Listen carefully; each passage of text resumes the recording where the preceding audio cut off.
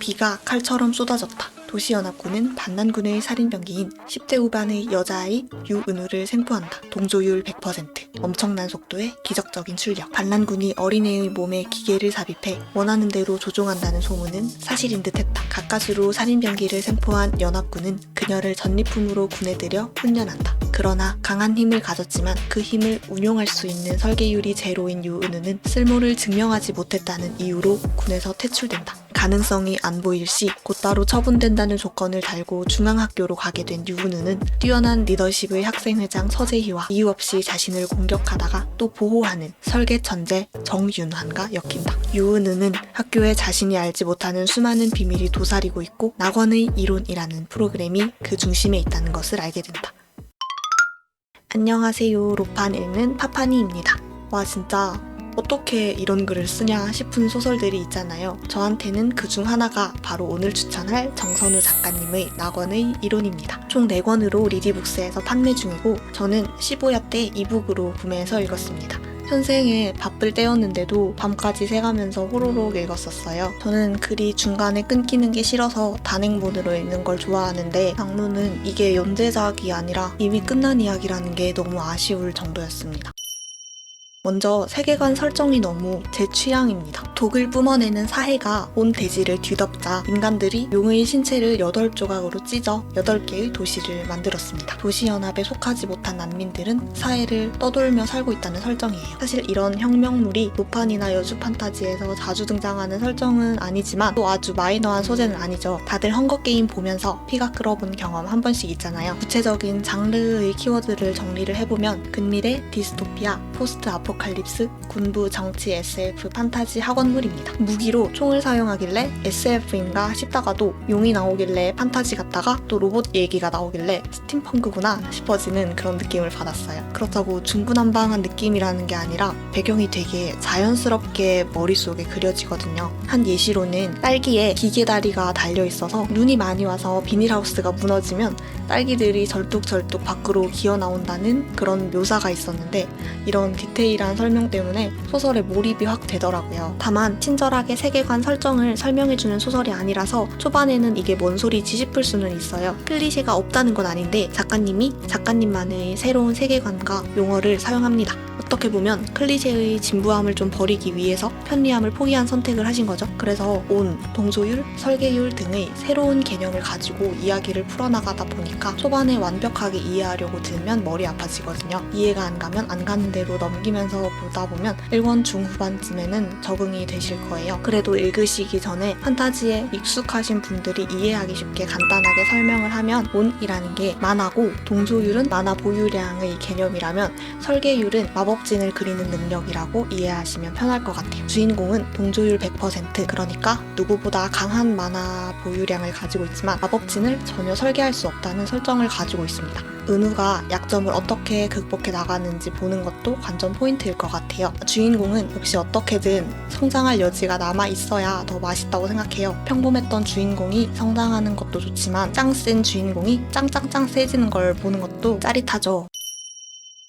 저는 낭론에서 주인공 은우라는 인물에 홀딱 반해버렸는데요. 은우의 성향을 가장 잘 표현하는 문장이 있다면 이거 같아요. 무엇을 해야 할지 모를 때는 할 수 있는 걸 하는 거야. 제가 디스토피아물에 특히 환장하는 이유가 여기 있습니다. 과거도 험난했고 현재도 시궁창이고 미래도 불분명하지만 자신의 신념을 갖고 꿋꿋이 살아가는 인물을 보는 걸 좋아하기 때문이에요. 배경이 피폐하면 할수록 주인공의 의지는 더 돋보이기 마련이잖아요. 은우는 과거에는 반란군의 무기로 사용되고 군에 투입되고는 인권 없는 전리품으로 불립니다. 학교에 와서도 목숨을 걸고 자신의 가치를 증명해야만 하는 불합리한 상황에 놓이지만 그럼에도 삶의 희망을 놓지 않는 강한 인물이에요. 또 은우의 그런 성정이 잘 드러나는 대화를 가져왔습니다.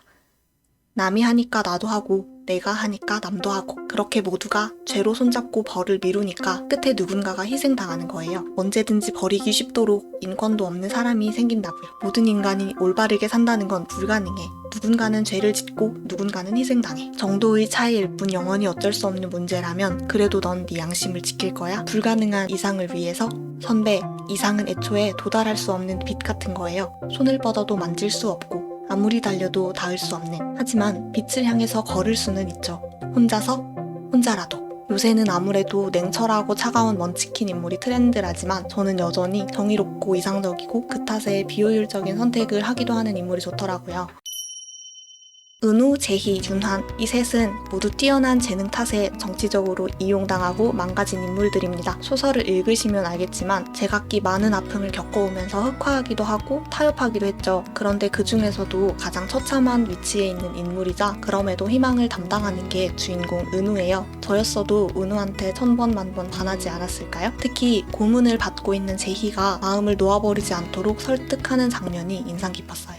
어떻게 고통이 누군가의 몫이 될 수 있나요? 설사 선배가 어떤 잘못을 저질렀다 하더라도 그런 식의 고문이 정당한 단죄가 될 수는 없단 말이에요. 세상에는 좋은 일이 많이 있어요. 저도 옛날엔 몰랐어요. 힘들면 지쳐서 사소한 좋은 것들이 눈에 잘 안 보이니까. 선배는 옛날에 있었던 좋은 것들이 지금은 없어졌다고 생각하는지 몰라도 찾아보면 남아있어요. 가령 선배가 사다 준 저 빵이랑 선배가 오늘 저한테 가르쳐준 공부 같은 거요. 저한테는 이게 좋은 일이에요. 저도 사실 시험 날짜 다가오는 게 진짜 무섭거든요. 왜 내가 시험에 목숨을 걸어야 하나 억울하고 힘들어서 왜 나만 이렇게 불행한가. 그래도 이 상황이 제 몫이라고는 생각 안 해요. 절대 내가 불행할 만한 사람이라서 불행한 게 아니라고. 어두운 터널을 빠져나가서 자유로워질 때까지 큰 불행이 사소한 행복을 삼키게 두어서는 안 돼요. 둘은 별개니까. 작가님이 글을 정말 잘 쓰세요. 동일 필명으로는 다른 작품이 없어서 또 다른 글을 읽어볼 수 없다는 게 아쉬울 따름입니다. 우선 전투 장면이 자연스럽게 그려집니다. 설계를 한 후 총을 쏴서 타격을 주면 설계를 따라 쭉 공격이 전개되는 그림이 머리에 그려져요. 글만 읽어도 인물들이 너무 멋있고 심장 쫄리는 맛도 있어서 푹 빠지게 됩니다. 그래서 제가 죽기 전에 낙원의 이론 드라마를 꼭 보고 싶어요. 웹툰이라도. 전투씬 묘사도 좋았지만 저는 또 감정 묘사도 훌륭하다고 생각했어요. 그래서 로맨스 비중이 많은 소설이 아닌데도 많다고 느껴져요. 인물들이 죄다 극한의 상황에 몰려있다 보니까 마음도 강렬하고 애틋하고 묵직하게 다가옵니다. 어떤 사람이 소중해지면 그 사람이 사는 세상을 그 사람 시선으로 다시 살피게 되고 그러다 보면 자꾸 생각하게 되더군요. 어떤 세상이 그나마 숨쉬고 살만할까?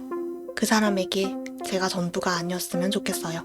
텅 비어서 저밖에 없는 게 아니라 사랑하는 수많은 것 중 저는 그저 하나였으면. 그래서 우리가 어느 한쪽에게 맹목적으로 구원받는 것이 아니라 서로 침범하고 내주면서 서서히 같은 길을 바라봤으면 했어요.